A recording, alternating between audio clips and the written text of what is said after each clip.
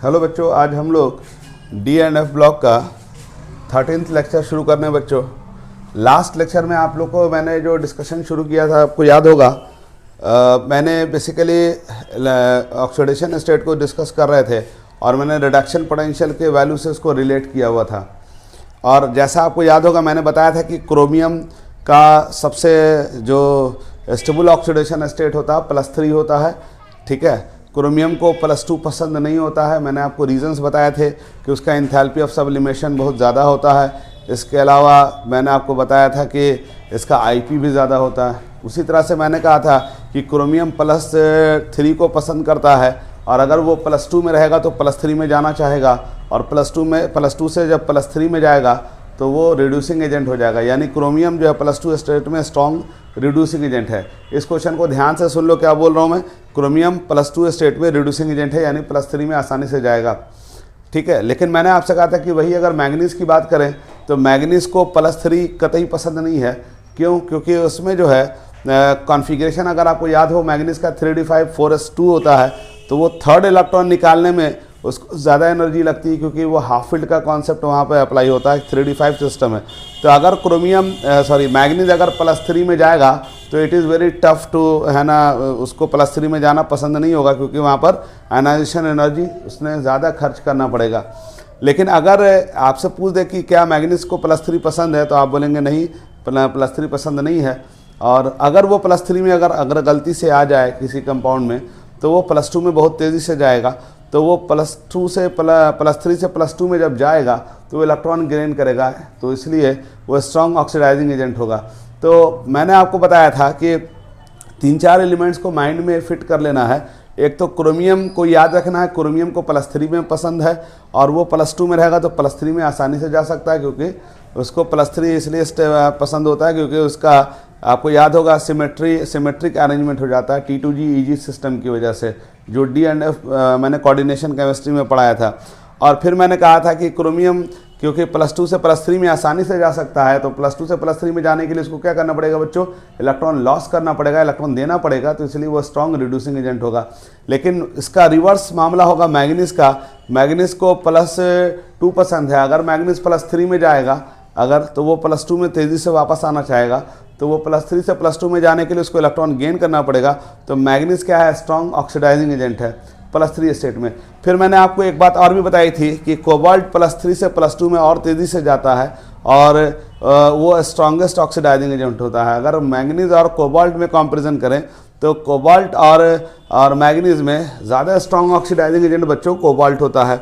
उसका मैंने reduction potential का वैल्यू से कंपेयर किया था। तो बच्चों याद रखो, मैंगनीज, कोबाल्ट, क्रोमियम, ये 3 एलिमेंट्स हैं जिसको आपको याद रखना है। इसके अलावा निकेल को +2 पसंद है और उसका जो मामला होता है वो हाइड्रेशन एनर्जी के सपोर्ट की वजह से होता है, ठीक है। क्योंकि आप जानते हो ना कि लेफ़्ट टू राइट जा रहे हैं तो निकेल क्या होता है, ट्रांजिशन मेटल में राइट में पड़ रहा होता है, एंड पे जा रहे होते हैं हम लोग, तो साइज छोटा होगा तो हाइड्रेशन एनर्जी का सपोर्ट मिल जाएगा। चलिए, ये बात मैंने ऑलरेडी डिस्कस कर रखी है बच्चों। मैं आपको बार बार कह रहा हूँ कि ये जो मैं टॉपिक पढ़ा रहा हूँ इसको समझने के लिए थोड़ा तो कॉन्सेंट्रेट करना पड़ता है बच्चों, और इसमें पेशेंस लूज मत करना बच्चों। आप लोगों को क्या करना है कि NCERT का जो डी एंड एफ ब्लॉक का जितना सॉल्व एंड सॉल्व क्वेश्चन बस वही बनाना है। इससे ज़्यादा कभी भी एग्ज़ाम में बाहर नहीं आता है। और मैं तो बताऊँ कि एग्ज़ाम में क्या, कंपटीशन में भी इससे ज़्यादा बाहर नहीं आता है। तो कृपया करके आप NCERT का सॉल्व अनसॉल्व क्वेश्चन को स्ट्रिक्टली फॉलो करेंगे बच्चों, ठीक है बच्चों। अब हम लोग यहाँ पर कुछ क्वेश्चंस मैंने बोर्ड पे दिए हुए हैं। हालांकि ये क्वेश्चंस मैंने इलेक्ट्रोकेमिस्ट्री में भी कराया था, और ये इलेक्ट्रोकेमिस्ट्री के बाद दोबारा मैं रिपीट कर रहा हूँ, क्योंकि इलेक्ट्रोकेमिस्ट्री में भी इलेक्ट्रोड पोटेंशियल का वैल्यू को मैंने डिस्कस किया हुआ है यहाँ पर। इसलिए मैंने डिस्कस किया है क्योंकि कंपटीशन में इलेक्ट्रोकेमिस्ट्री और डी एंड एफ ब्लॉक को केवल मिला के क्वेश्चन आ जाता है, ठीक है। तो यहाँ पर कुछ एलिमेंट्स दिए हुए हैं। एक तो दिया हुआ है Cl2 से Cl- में, इसका रिडक्शन पोटेंशियल प्लस में दिया हुआ है, ठीक है, 1.36। उसी तरह E0 Cr3+ Cr का वैल्यू 0.74 वोल्ट दिया हुआ है। उसी तरह क्रोमियम +6 से +3 में 1.33 दिया हुआ है, और मैंगनीज का MnO4- से Mn2+ में दिया हुआ है। ये सारे रिडक्शन पोटेंशियल के वैल्यू दिए हुए हैं, और बोलता है कि इसमें स्ट्रॉन्गेस्ट रिड्यूसिंग एजेंट कौन है। तो बच्चों आपको याद होगा रिड्यूसिंग एजेंट कहते हैं किसको हैं? रिड्यूसिंग एजेंट कहते हैं इलेक्ट्रॉन देने वाले को। और इलेक्ट्रॉन देना किसके लिए आसान होता है बताओ? तो मैंने आपको बहुत आसान तरीका बताया था। मैंने कहा था कि जिसका रिडक्शन पोटेंशियल सबसे ज़्यादा माइनस में होता है बच्चों, तो उसके लिए इलेक्ट्रॉन देना बहुत आसान होता है। तो अगर आप चारों डाटा को कंपैरिजन करो, ठीक है, तो इसमें सबसे ज़्यादा माइनस कौन दिख रहा है? सबसे ज़्यादा माइनस 0.74 माइनस में क्रोमियम का दिख रहा है, ठीक है। और इसमें रिड्यूसिंग एजेंट करने का मतलब क्या होता है? इलेक्ट्रॉन देने वाला। कौन सा होता है बच्चों? इलेक्ट्रॉन देने वाला। तो डेफिनेटली इलेक्ट्रॉन देने में, है ना, सबसे आगे कौन होगा? तो आप जानते हैं कि सबसे ज़्यादा माइनस कौन है? क्रोमियम वाला केस है। तो इसलिए इसका आंसर जो हो जाएगा बच्चों, ये हो जाएगा। यानी कि यहाँ पर क्रोमियम, अब देखो यहाँ पर दो ऑप्शन है, क्रोमियम +3 ये ऑप्शन है और क्रोमियम भी ऑप्शन है। तो एक बात होता है कि Cl और Mn2+ तो होगा नहीं, क्योंकि आप वो जानते हैं कि +3 स्टेट की बात कर रहा है, ठीक है, स्ट्रॉन्गेस्ट रिड्यूसिंग एजेंट की बात कर रहा है। तो इलेक्ट्रॉन जल्दी कौन देगा? तो देखो पहला अगर हम डी वाला ऑप्शन को चेक करें तो Mn+2 है, और वो Mn+3 में जाना पसंद तो करेगा नहीं, क्योंकि आप जानते हैं कि ये +3 स्टेट उसका हाईली अनस्टेबल है। उसी तरह से अगर हम Cl में जाएंगे तो Cl का, है ना, यहाँ पर रिड्यूसिंग एजेंट की बात है, तो ये इलेक्ट्रॉन देने से रहा, क्योंकि क्लोरीन इलेक्ट्रोनेगेटिव एलिमेंट है और इसका वैसे भी रिडक्शन पोटेंशियल का वैल्यू देखो मोर पॉजिटिव वैल्यू में आता है। तो पॉजिटिव होने का मतलब इलेक्ट्रॉन छोड़ना मुश्किल है। उसी तरह यहाँ पर क्रोमियम +3 स्टेट में है, तो देखो ऑलरेडी वो +3 स्टेट में है, तो ये फर्दर इलेक्ट्रॉन नहीं देगा। बात समझ में आ रही है? क्योंकि अगर फर्दर इलेक्ट्रॉन दे देगा तब तो इसका +4 स्टेट चला हो जाएगा। तो रिड्यूसिंग एजेंट का मतलब इलेक्ट्रॉन देना, तो इसका आंसर क्या होगा बच्चों? सी आंसर होगा बच्चों। समझ में आ रही बात? अब अगला एक और क्वेश्चन है, ठीक है, ये सब जेई का क्वेश्चन है और नीट का क्वेश्चन है। अगला क्वेश्चन है, यहाँ पर अगेन एलिमेंट का रिडक्शन पोटेंशियल का वैल्यू दिया हुआ है, ठीक है, और ये करीब करीब वही क्वेश्चन है। और इसमें बोला स्ट्रॉन्गेस्ट ऑक्सीडाइजिंग एजेंट कौन है? तो ऑक्सीडाइजिंग एजेंट किसे कहते हैं बच्चों? याद करो, रिड्यूसिंग एजेंट कहते थे इलेक्ट्रॉन देने वाले को, तो ऑक्सीडाइजिंग एजेंट किसे कहेंगे? इलेक्ट्रॉन लेने वाले को कहेंगे। तो अब आपको याद होगा इलेक्ट्रॉन लेना सबसे ज़्यादा आसान कौन होगा? तो जिसका वैल्यू सबसे ज़्यादा प्लस होगा। मैंने आपसे कहा था कि जितना ज़्यादा प्लस होगा उसके लिए इलेक्ट्रॉन लेना सबसे आसान होगा। तो देखो यहाँ पर क्रोमियम का ये वैल्यू माइनस में है, क्रोमियम +3 से क्रोमियम में जा रहा। उसी तरह से यहाँ पर +6 से +3 में जा रहा, तो +1.33 है। और यहाँ मैग्नीज को अगर देखोगे तो सबसे ज़्यादा प्लस वैल्यू है। तो डेफिनेटली क्या होगा बच्चों कि स्ट्रॉन्गेस्ट ऑक्सीडाइजिंग एजेंट इसमें कौन हो जाएगा? तो ऑक्सीडाइजिंग एजेंट कहते हैं किसको हैं? इलेक्ट्रॉन लेने वाले को। तो अब यहाँ पर, है ना, देखो यहाँ पर मैग्नीज कौन से स्टेट में है? +7 स्टेट में है। ध्यान से देखना, यहाँ पर मैग्नीज कौन से स्टेट में? +7 में। अब क्योंकि एक बात होता है कि मैग्नीज ही होगा, क्यों? क्योंकि इसका सबसे ज़्यादा रिडक्शन पोटेंशियल का वैल्यू चेक करो, सबसे ज़्यादा प्लस में है। लेकिन अब यहाँ दो मैग्नीज दिया हुआ है, एक +2 स्टेट में दिया हुआ है, एक +7 स्टेट में दिया हुआ। तो कह रहा है strongest oxidising agent. Oxidising agent कहते हैं इलेक्ट्रॉन लेने वाले को। तो देखो यहाँ +2 स्टेट है, तो ऑलरेडी 2 इलेक्ट्रॉन छोड़ा हुआ है, और यहाँ क्या है? मैग्नीज का +7 स्टेट। अब आप पूछेंगे सर +7 कैसे है? तो ऑक्सीडेशन नंबर निकालने तो आता होगा ना, ऑक्सीजन का -2 होता है, तो -2 × 4, तो मैग्नीज X ले लेंगे तो +7 हो जाएगा। अब बताओ ये +7 स्टेट है, लेकिन आपको याद होगा ना मैग्नीज को पसंद कौन सा है? +2 स्टेट सबसे ज़्यादा पसंद है। तो बताओ कि सबसे ज़्यादा +2 स्टेट पसंद है, तो +7 से वो +2 में जाना चाहेगा ना? नहीं, +7 है, इसका मतलब सबसे ज़्यादा कंगला हो गया। तो उसको पसंद कौन सा स्टेट है? +2 स्टेट पसंद है, क्योंकि अभी मैंने आपको डिस्कस करके बताया था। तो यहाँ पर +7 से +2 में जाने का मतलब क्या होता है? कि वो अपने आप को स्टेबल बनाएगा। तो +7 से +2 जाने का मतलब होगा कि वो इलेक्ट्रॉन गेन करेगा, क्योंकि इलेक्ट्रॉन गेन करता है तभी ना प्लस चार्ज कम होता है बच्चों। तो इसलिए इसका आंसर जो हो जाएगा ए हो जाएगा। अब अगला है यहाँ पर M3+ और M2+ में Cr, मैग्नीज, आयरन, कोबाल्ट, ये 4 एलिमेंट है, सबका रिडक्शन पोटेंशियल का वैल्यू दिया हुआ है। क्रोमियम का -0.41 दिया हुआ है, ठीक है, मैग्नीज का +1.7 दिया हुआ है, आयरन का दिया हुआ +0.77 और कोबाल्ट का दिया हुआ। तो बोलता है कि of which change in oxidation state from +2 से +3 इजीएस्ट, सबसे आसानी से +2 से +3 में कौन जाएगा? ठीक है, अब +2 से +3 में जाने का मतलब क्या होता है? सोचो, +2 से +3 जाने का मतलब होगा इलेक्ट्रॉन लॉस करना है, और इलेक्ट्रॉन लॉस कौन करेगा? तो अब आपको मालूम है कि, है ना, प्लस अगर हम देखेंगे तो इलेक्ट्रॉन लॉस करने का मामला आएगा, तो इसमें रिडक्शन पोटेंशियल का वैल्यू देखना पड़ेगा। आपको याद होगा जितना माइनस होता था उसके लिए इलेक्ट्रॉन छोड़ना उतना आसान होता था, और जितना प्लस होता था उसके लिए इलेक्ट्रॉन लेना आसान होता था। तो आप ध्यान से देखना, यहाँ पर क्या दिया हुआ है? इन सारे डाटा में क्रोमियम का देखो सबसे ज़्यादा माइनस है, तो डेफिनेटली क्रोमियम का, है ना, जो होगा मामला वो सबसे ज़्यादा क्या होगा बच्चों, सबसे आसानी से +2 से +3 में जाएगा। और वैसे भी आपको मैंने याद करवाया था कि क्रोमियम जो है सबसे ज़्यादा क्या होता है, +3 को पसंद करता है। तो यहाँ पर जाने के लिए कहाँ से कहाँ कह रहा है, +2 से +3 में जाने को कह रहा है बच्चों। तो +2 से +3 जाने का मतलब होता है कि क्रोमियम को +3 सबसे ज़्यादा पसंद होगा, तो इसलिए +3 में जाने के लिए वो इलेक्ट्रॉन लॉस करेगा। तो हम दो नज़रिए से देख सकते हैं। एक नज़रिया तो ये है कि रिडक्शन पोटेंशियल का वैल्यू देख लो, सबसे ज़्यादा माइनस है क्रोमियम का, बाकी सबका प्लस है। तो आपको मैंने कहा था कि जिसका प्लस ज़्यादा होता है वो इलेक्ट्रॉन लेना चाहता है, जिसका माइनस ज़्यादा होता है इलेक्ट्रॉन छोड़ना चाहता है। तो यहाँ पर यही तो कह रहा है ना कि +2 से +3 में जाना है। तो +2 से +3 में जाने का मतलब बच्चों इलेक्ट्रॉन क्या है, इलेक्ट्रॉन उसको है ना छोड़ना पड़ेगा, ठीक है। और इलेक्ट्रॉन छोड़ने के लिए क्या करना पड़ेगा, उसको अपने रिडक्शन पोटेंशियल को ज़्यादा निगेटिव करना पड़ेगा। इसलिए इसका आंसर क्या हो जाएगा बच्चों, इसका आंसर हो जाएगा ए, आंसर हो जाएगा क्रोमियम हो जाएगा बच्चों। अब देखो बच्चों, यहाँ पर मैंने एनसीईआरटी के 3 क्वेश्चंस हमने बोर्ड पे लिखे हुए हैं, ठीक है। इसको हम लोग बारी बारी से देखते हैं। पहला क्वेश्चन है कि why E0 value of Mn3+ oblique Mn2+ couple are much more positive than Cr3+ oblique Cr2+ और Fe3+ ऑब्लिक Fe2+। तो क्वेश्चन को ध्यान से समझो।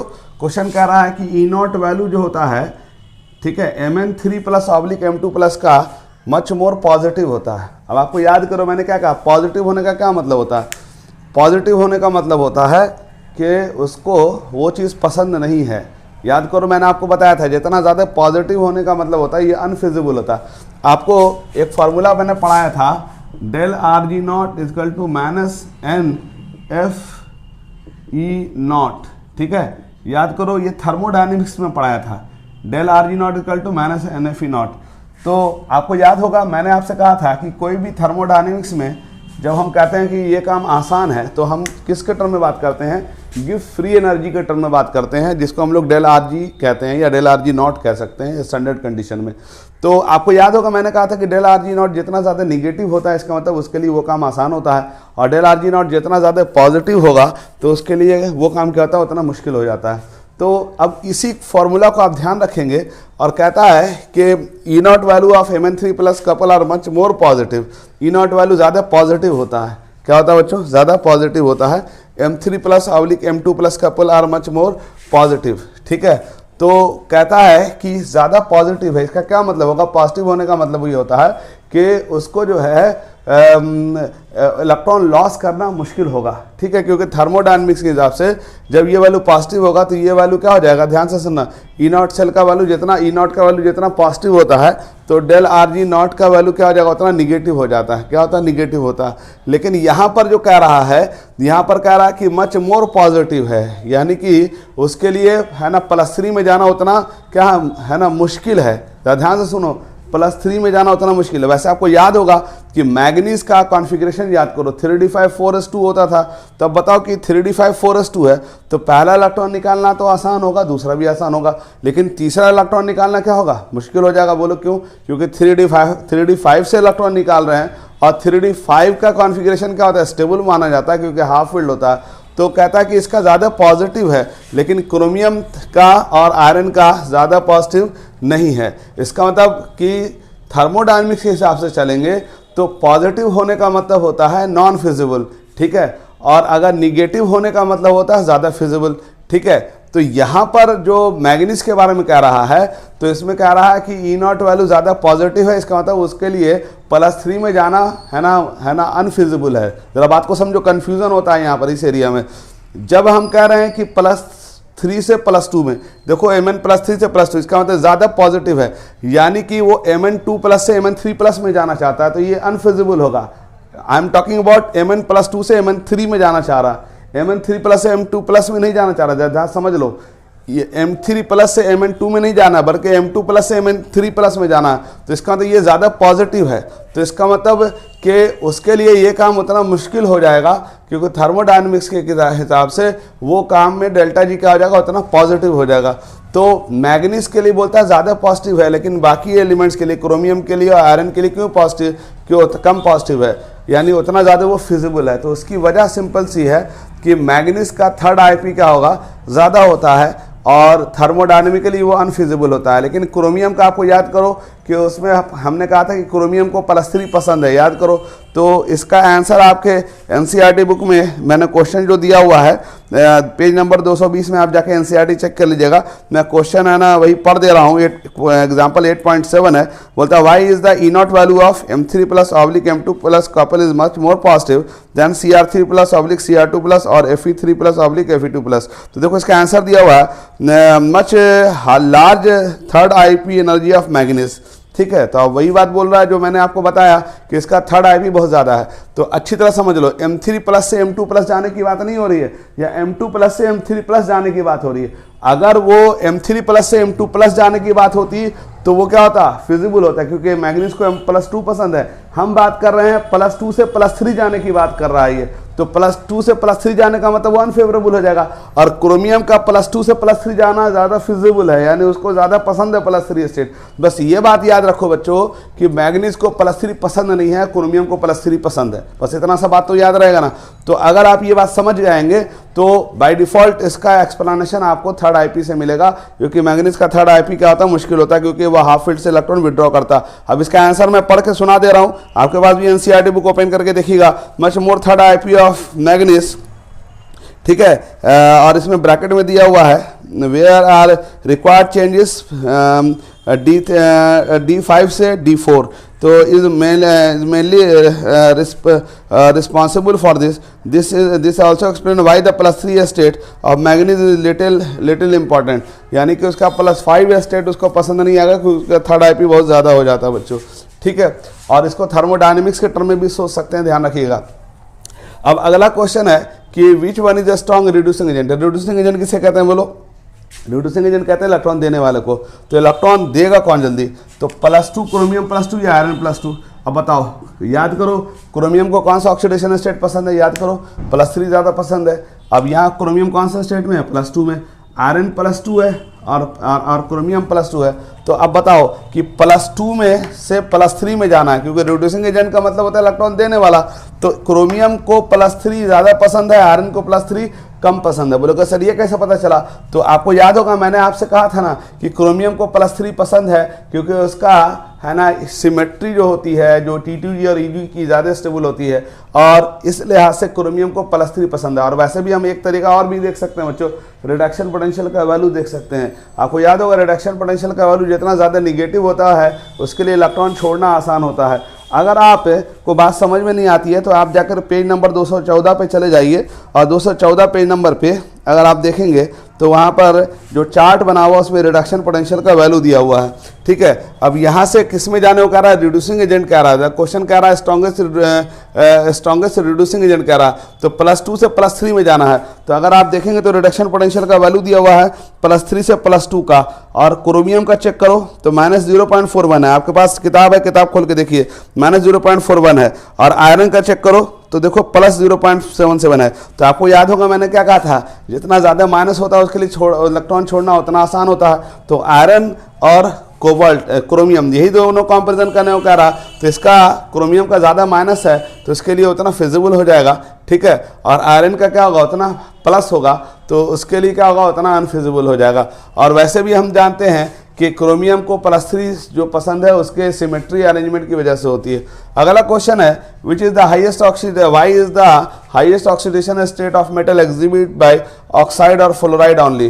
तो क्वेश्चन ये कह रहा है कि भाई फ्लोराइड और ऑक्साइड के साथ ही जो मेटल होते हैं transition metal higher oxidation state show करते हैं। इसका रीज़न मैंने ऑलरेडी पहले भी डिस्कस किया हुआ है। आपको याद होगा कि इलेक्ट्रॉन निकालने में एनर्जी खर्च होती है, किसी भी मेटल से इलेक्ट्रॉन निकालने में एनर्जी खर्च होगी। अब क्योंकि हायर ऑक्सीडेशन स्टेट की बात कर रहा, इसका मतलब दिमाग लगाओ, हायर ऑक्सीडेशन स्टेट का मतलब कि ज़्यादा इलेक्ट्रॉन निकालना है, और ज़्यादा इलेक्ट्रॉन निकालने का मतलब ज़्यादा एनर्जी। अब ज़्यादा एनर्जी खर्च होने का मतलब क्या होगा, जब तक वो ऐसे एलिमेंट से बॉन्ड ना बनावे जिससे कि उसको फ़ायदा भी हो रहा हो, यानी बॉन्ड बना के एनर्जी रिलीज़ हो रही हो।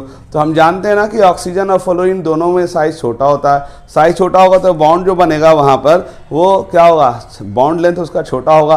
तो बॉन्ड लेंथ छोटा होगा तो बॉन्ड एनर्जी ज़्यादा रिलीज़ होगी, और वो जो एनर्जी होगी जो इलेक्ट्रॉन निकालने में खर्च हुई उसको कंपनसेट कर सकती है। और एक इंटरेस्टिंग बात ये भी बता दूं बच्चों कि ऑक्सीजन को ज़्यादा प्रेफरेंस मिलता है फ्लोरीन से। क्यों? क्योंकि ऑक्सीजन के साथ बच्चों क्या होता है, डबल बॉन्ड बनता है, फ्लोरीन के साथ क्या होता है बच्चों, सिंगल बॉन्ड बनता है। तो डेफिनेटली फ्लोरीन जो है वो कम है ना हाइयर ऑक्सीडेशन स्टेट शो करेगा ट्रांजिशन मेटल के साथ, लेकिन अगर ऑक्सीजन की बात करेंगे तो वो हाइयर ऑक्सीडेशन स्टेट को है ना ऑक्सीजन के साथ इसलिए शो करेगा क्योंकि वहाँ पर डबल बॉन्ड बनता है और रिलीजिंग एनर्जी ज़्यादा होती है और वो सपोर्ट कर देता है in term of bond energy और in term of lattice energy, क्योंकि साइज छोटा होने से लैटिस एनर्जी भी स्लो डाउन है ना ज़्यादा हो जाती है बच्चों। अब देखो बच्चों, अब हम बात कर रहे हैं नेक्स्ट प्रॉपर्टी की, ऑक्सीडेशन स्टेट के बारे में मैंने बता दिया बच्चों। तो ऑक्सीडेशन स्टेट में बच्चों अगर कोई कन्फ्यूज़न हो तो सबसे पहले तो ये याद रख लेना उसूल कि जो एनसीईआरटी में सॉल्व क्वेश्चन और अनसॉल्व क्वेश्चन है बस वही फॉलो करना है, उससे ज़्यादा कोई क्वेश्चन है ना बोर्ड में आता है ना कॉम्पिटिशन में आता है, ध्यान रखना। इसके अलावा सबसे अच्छा तरीका ये है कि जो चार्ट में रिडक्शन पोटेंशियल का वैल्यू दिया हुआ है उसको फॉलो अप कर लेना, बस ये उसूल याद रखना, जितना माइनस होगा मतलब उसके लिए उतना फिजिबल होगा, क्योंकि डेल्टा है ना डेल्टा जी उतना ज़्यादा हो जाएगा निगेटिव, क्योंकि इलेक्ट्रॉन छोड़ना उतना आसान होगा, ठीक है, और प्लस होगा तो उतना अनफिजिबल हो जाएगा। बस ये उसूल याद रखना और जितना सॉल्व अनसॉल्व क्वेश्चन है उसको बना लेना, बस वही काफ़ी होता है, बोर्ड के लिए भी कंपटीशन के लिए बोल रहा हूँ बच्चों, ध्यान रखिएगा। अब हम लोग D&F ब्लॉक में magnetic property of transition metal पे चल रहे हैं बच्चों। मैग्नेटिक प्रॉपर्टी क्या होती है, तो आप जानते हैं कि मैग्नेटिक प्रॉपर्टी जो है दो तरह की होती है, एक पैरामैग्नेटिक होती है, डायमैग्नेटिक होती है। आपको याद होगा हमने 11th में केमिकल बॉन्डिंग में पढ़ा था कि दो तरह का मैग्नेटिक बिहेवियर होता है, एक पैरामैग्नेटिक एक डायमैग्नेटिक, ठीक है। और पैरामैग्नेटिक बिहेवियर किसे कहते हैं, तो जब कोई मटेरियल या जब कोई एलिमेंट या जब कोई मेटल जब मैग्नेटिक फील्ड में अपने आप को अरेंज कर लेता है तो उसको कहते हैं पैरामैग्नेटिक। और आपको याद होगा कि पैरामैग्नेटिक कैरेक्टर किसी भी मटेरियल में या एलिमेंट में तभी हो सकता है जब उसमें अनपेयर्ड इलेक्ट्रॉन हो। तो आपको यहाँ पर है ना जो ट्रांजिशन मेटल्स हैं उसमें पैरामैग्नेटिक कैरेक्टर बहुत ज़्यादा होता है क्योंकि उसमें अनपेयर्ड इलेक्ट्रॉन्स का नंबर होते हैं। जैसे आपने देखा होगा आयरन हो गया, मैग्नीज हो गया, है ना, उसमें 4 है 5 है अनपेयर्ड इलेक्ट्रॉन्स है। तो आपको ये याद रखना है कि जो मटेरियल मैग्नेटिक फील्ड में अरेंज करता है, जैसे लोहा है चुंबक के फील्ड में अट्रैक्ट हो जाता है, उसको मतलब पैरामैग्नेटिक कहते हैं। और पैरामैग्नेटिक मटेरियल वही होते हैं जिनके पास अनपेयर्ड इलेक्ट्रॉन होते हैं। और डायमैग्नेटिक मटेरियल किसे कहते हैं, जो मैग्नेटिक फील्ड में अरेंज ना हो। तो यहाँ पर एक फार्मूला है मैग्नेटिक मोमेंट कैलकुलेट करने का, mu equal to √n(n)2, where n क्या है, नंबर ऑफ अनपेयर्ड इलेक्ट्रॉन है, क्या बच्चों, नंबर ऑफ अनपेयर्ड इलेक्ट्रॉन है, ठीक है बच्चों। और अनपेयर्ड इलेक्ट्रॉन जो अगर होगा तो वो n का वैल्यू यहाँ पुट करेंगे तो म्यू निकल जाएगा। लेकिन बच्चों जब हम कंपटीशन में जाते हैं तो आपसे है ना 4 एलिमेंट दे देगा और बोलेगा सबसे ज़्यादा मैग्नेटिक मोमेंट किसका ज़्यादा है, तो याद रखो जिसका नंबर ऑफ अनपेयर्ड इलेक्ट्रॉन ज़्यादा होगा उसका मैग्नेटिक मोमेंट सबसे ज़्यादा होगा, जिसका नंबर ऑफ अनपेयर्ड इलेक्ट्रॉन ज़्यादा होगा उसका मैग्नेटिक मोमेंट ज़्यादा होगा। और नंबर ऑफ इलेक्ट्रॉन अनपेयर्ड कैसे निकालेंगे, तो आप जानते हैं इलेक्ट्रॉनिक कॉन्फ़िगरेशन लिखना पड़ेगा। इलेक्ट्रॉनिक कॉन्फ़िगरेशन में अनपेयर्ड इलेक्ट्रॉन निकाल करके हम n का वैल्यू यहाँ पुट कर सकते हैं। लेकिन एक उसूल बता देते हैं, मैग्नेटिक मोमेंट जब कॉम्पिटिशन में जाएंगे तो कैलकुलेट करने की ज़रूरत नहीं होती, बस ये याद रखेंगे अगर एक अनपेयर्ड इलेक्ट्रॉन है तो मैग्नेटिक मोमेंट 1 और 2 के बीच में आएगा, ठीक है। अगर 2 अनपेयर्ड इलेक्ट्रॉन है तो मैग्नेटिक मोमेंट 2 और 3 के बीच में आ जाएगा। अगर 3 अनपेयर्ड इलेक्ट्रॉन है तो मैग्नेटिक मोमेंट 3 और 4 के बीच में आ जाएगा। अगर 4 अनपेयर्ड इलेक्ट्रॉन है तो मैग्नेटिक मोमेंट 4 और 5 के बीच में आ जाएगा। 5 अनपेयर्ड इलेक्ट्रॉन है तो मैग्नेटिक मोमेंट 5 और 6 के बीच में आ जाएगा। और मैग्नेटिक मोमेंट जो है BM में कैलकुलेट होता है, BM का मतलब होता है बोर मैग्नेटॉन, ये एक यूनिट है बेसिकली, ठीक है। अब यहाँ पर देखो NCERT में एक सवाल दिया हुआ है, आप देखेंगे एग्जाम्पल नंबर 8.8 221 पेज नंबर पे आप देखिएगा जाके, है ना, बोल रहा है कि calculate the magnetic moment of divalent ions in aqua solution of atomic number 25। एक एलिमेंट है जिसका एटॉमिक नंबर 25 है और उसको डाईवैलेंट स्टेट में इसका मैग्नेटिक मोमेंट निकालना। तो भाई 25 किसका होता है ये तो आपको मालूम ही है, मैग्नीज होता है 25, और इसका लास्ट कॉन्फ़िगरेशन क्या होता है 3d5 और यहाँ पर कौन सा स्टेट में कह रहा है मेरे बच्चों, +2 स्टेट में कह रहा। तो +2 स्टेट का मतलब 4s2 इलेक्ट्रॉन गायब हो जाएगा, यानी रिएक्शन में इन्वॉल्व हो गया या हट गया। अब बताओ 3d5 है बच्चों, अब बताओ इसमें अनपेयर्ड इलेक्ट्रॉन कितने होंगे बोलो, तो definitely unpaired electron 5 unpaired electron है, तो इसका n का वैल्यू कितना हो जाएगा 5 हो जाएगा। और 5 वैल्यू पुट करेंगे तो उसका बोर मैग्नेटॉन का वैल्यू 5.92 आएगा, ठीक है। अब यहाँ पर ये याद रखिएगा कि आपके एग्जाम्पल में कंपटीशन में जब सवाल आता है तो आपको है ना 4 एलिमेंट्स दे देगा और इसमें बोलेगा हाईएस्ट मैग्नेटिक मोमेंट बताओ या लोएस्ट मैग्नेटिक मोमेंट बताओ, या आपसे पूछेगा कौन है ना, पैरामैग्नेटिक एक्सट्रीम में शो कर रहा है और कौन डायमैग्नेटिक शो कर रहा है। तो आपको ये पता होना चाहिए कि डायमैग्नेटिक कौन कौन होंगे। डायमैग्नेटिक जिंक होंगे, ठीक है, कैडमियम होंगे, मरकरी होंगे, ये डायमैग्नेटिक एलिमेंट है। और साथ में एक बात और ये याद रखना है कि जो डायमैग्नेटिक एलिमेंट्स होते हैं वो कलरलेस भी होते हैं। क्या होते हैं बच्चों? कलरलेस। अब आप बोलेंगे सर क्यों कलरलेस होते हैं? तो कोऑर्डिनेशन केमिस्ट्री मैंने पढ़ा रखा है, उसमें मैंने कहा था कि D transition is responsible for the colour of the complex. तो वहाँ पर है ना Eg से T2G में या T2G से Eg में इलेक्ट्रॉन जंप मारता है और वो क्या करता है? रेडिएशन एब्जॉर्ब करता है। तो ये Eg और T2G में इलेक्ट्रॉन जंप मारने के लिए क्या होना चाहिए? अनपेयर्ड इलेक्ट्रॉन होंगे तभी ना जगह खाली होगी, तभी इलेक्ट्रॉन मूव कर सकता है। तो जो कि D10 सिस्टम होगा, ध्यान से सुन लो, D10 सिस्टम और D0 सिस्टम में क्या होगा? कलरलेस होगा। क्या होगा बच्चों? कलरलेस होगा, डायमैग्नेटिक होगा। ये याद रखो, D10 सिस्टम है ना और D0 सिस्टम कलरलेस होगा, डायमैग्नेटिक होगा।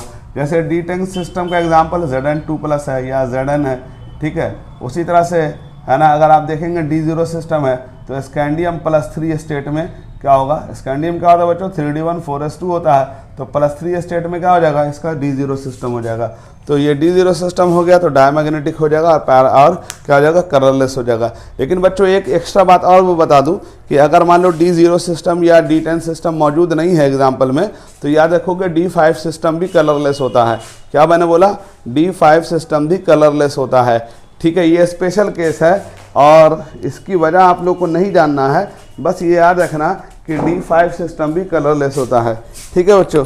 अब एक और क्वेश्चन है बच्चों आपके इंटेक्स क्वेश्चन में, calculate the spin magnetic moment of M2+, जिसका एटॉमिक नंबर 27 दिया हुआ है। तो आपको मालूम है ना 27 किसका होता है? ठीक है, 27 जो होता है कोबाल्ट का होता है। और कौन से स्टेट में बोल रहा है? कोबाल्ट का +2 स्टेट में। जो आपके NCERT के क्वेश्चन बता रहा हूँ, इंटेक्स क्वेश्चन है। तो कोबाल्ट जो होता है वैसे तो 3D7 4s2 होता है, ठीक है। अब आप एक सवाल पूछ सकते हैं सर आप जल्दी से कॉन्फ़िगरेशन लिख देते हो, हम तो नहीं लिख पाते हैं। तो बस ये याद रखो ना, 7 है तो 3D7 होगा, 8 होगा तो 3D8 होगा, खाली 9 होगा तो 3D10 हो जाएगा। वो स्पेशल केस है, कॉपर का केस। अगर मान लो अगर 25 होता तो 3D5 हो जाता, 24 होता तो याद रखना 3D5 होगा। 24 में और 29 में है ना कॉन्फ़िगरेशन में एक इलेक्ट्रॉन एक्स्ट्रा होता है डी में, ठीक है। अब देखो यहाँ पर कौन से स्टेट की बात कर रहा? +2 की बात कर रहा। तो +2 का मतलब क्या हो गया? 3D7 सिस्टम हो गया बच्चों। अब बताओ 3D7 में इलेक्ट्रॉन्स काउंट करो, अनपेयर्ड इलेक्ट्रॉन काउंट करने हैं हमने। 1 2 3 4 5 6 7। अब बताओ कितने अनपेयर्ड इलेक्ट्रॉन दिख रहे हैं बाबा? 3 अनपेयर्ड दिख रहे हैं ना। तो इसका मैग्नेटिक मोमेंट कितना आ जाएगा भाई? बोलो, n का वैल्यू 3 रख दो। नहीं, तो इसका मैग्नेटिक मोमेंट 3 और 4 के बीच में आ जाएगा बच्चों। तो ये बात आपको समझ में आ गई होगी बच्चों। तो ये मैग्नेटिक मोमेंट पे सवाल आता है, तो बोर्ड एग्जाम में जब सवाल आएगा तो ये वही सवाल आएगा जो NCERT में दिया हुआ है। और अगर कंपटीशन में आएगा तो आपसे पूछेगा कौन पैरामैग्नेटिक है या कौन डायमैग्नेटिक है, या किसका मैग्नेटिक मोमेंट ज़्यादा है या किसका मैग्नेटिक मोमेंट कम है, ठीक है, ऐसे सवाल आ जाएगा। और अगर है ना बोर्ड में आएगा तो बच्चों जो सॉल्व क्वेश्चन दिया हुआ है और अनसॉल्व क्वेश्चन दिया हुआ है बस वही आएगा बच्चों, ठीक है। इसके अलावा अगला जो टॉपिक है फॉर्मेशन ऑफ कलर, आप NCERT बुक चेक करो, formation of colour of ion. तो आपको याद होगा कि कलर के लिए DD ट्रांजिशन रिस्पॉन्सिबल होता है, और आपको याद होगा कि कलरफुल वही होते हैं जहाँ DD ट्रांजिशन हो। तो अभी मैंने क्या कहा कि कहाँ कलर नहीं होंगे? D0 में, D10 में कलरलेस होगा। ध्यान रखिएगा, D0 D10 कलरलेस होता है, D0 D10 कलरलेस होता है, ध्यान रखिएगा। और है ना इसके अलावा अगर मान लो ऑप्शन में नहीं है तो D5 सिस्टम भी कलरलेस हो जाता है, इसलिए ध्यान रखिएगा D0 D10 कलरलेस होता है। और कलर की वजह हमने आपको बताई है, इसमें DD ट्रांजिशन रिस्पॉन्सिबल होते हैं, ठीक है बच्चों। इसके अलावा चार्ज ट्रांसफ़र भी हो सकता है। क्या हो सकता है बच्चों? Charge transfer. आप बोलेंगे सर चार्ज ट्रांसफ़र क्या होता है बच्चों? तो है ना जब आपने कॉम्प्लेक्स कंपाउंड पढ़ा होगा तो उसमें लिगेंड क्या करता है? अपना लोन पेयर को क्या करता है? मेटल को देता है, लेकिन मेटल के अंदर एक्स्ट्रा इलेक्ट्रॉन आ जाता है तो वापस वो इलेक्ट्रॉन क्या करता है? फ्लो करा के बैक बॉन्डिंग कर लेता है, उसी को चार्ज ट्रांसफ़र फिनोमेना भी कहते हैं। तो कई जगह एलिमेंट में चार्ज ट्रांसफ़र फिनोमेना से भी कलर हो जाता है बच्चों, ठीक है। इसके अलावा formation of complex compound heading में चेक कीजिए, तो आपको मालूम है ट्रांजिशन मेटल कॉम्प्लेक्स कंपाउंड बहुत सारे बनाते हैं, और उसके कॉम्प्लेक्स कंपाउंड बनाने की वजह क्या होती है बच्चों? क्योंकि आपको याद होगा उसमें d ऑर्बिटल्स वैकेंट होते हैं, और जब d ऑर्बिटल्स अवेलेबल होंगे तो लिगेंड से क्या कर सकता है बच्चों? वो लोन पेयर ले सकता है। लिगेंड से लोन पेयर लेने पे क्या होगा, आसानी से कॉम्प्लेक्स कंपाउंड बन जाएगा, जैसा कि हम लोग जानते हैं। इसके अलावा आपको ये भी याद होगा कि ट्रांजिशन मेटल्स पे प्लस चार्ज होता है, तो लिगेंड आसानी से उसको अप्रोच कर सकता है। इसलिए मैंने आपको कोऑर्डिनेशन केमिस्ट्री में शुरुआत में पढ़ाया था कि in general transition metal form complex compound, and उसका रीजंस मैंने 2 बताया था। एक रीजन बताया था कि ट्रांजिशन मेटल में वेरिएबल वैलेंसी होती है, वेरिएबल ऑक्सीडेशन स्टेट होता है, और दूसरा रीजन मैंने क्या बताया था कि उसमें वैकेंट ऑर्बिटल्स होते हैं, तो लिगेंड अपना लोन पेयर उसको लाके दे सकता है। तो लिगेंड जब लोन पेयर देगा तभी ना मेटल के साथ बॉन्डिंग बनेगा, तभी ना कोऑर्डिनेट बॉन्ड बनता है बच्चों।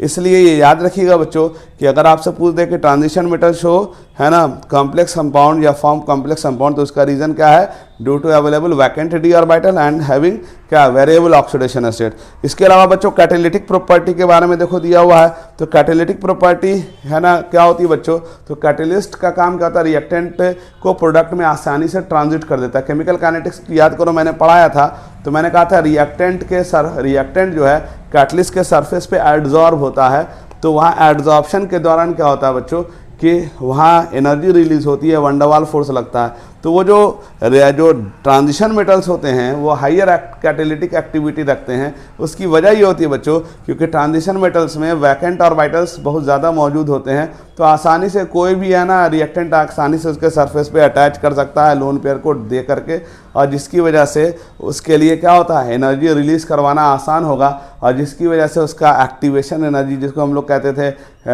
रिएक्शन में जो ग्राफ बनाया था मैंने, आपको याद होगा activation energy versus progress of reaction के बीच, तो वो एनर्जी जो है सपोर्ट मिल जाती है। कैटलिस्ट का काम क्या होता है याद करो, वो थ्रेशोल्ड एनर्जी के वैल्यू को घटा देता था, तो वो वही बात है।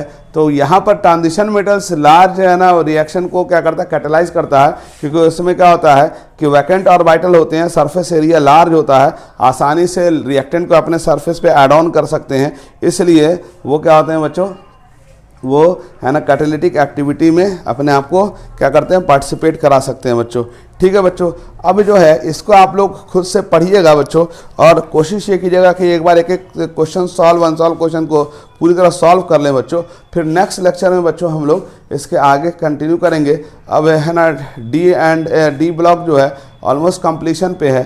ठीक है, तो मैं एफ ब्लॉक शुरू करूँगा, फिर लास्ट में KMnO4 और K2CR27 कैसे याद करते हैं उसका टेक्निक सिखा दूंगा बच्चों। तब तक के लिए गुड बाय।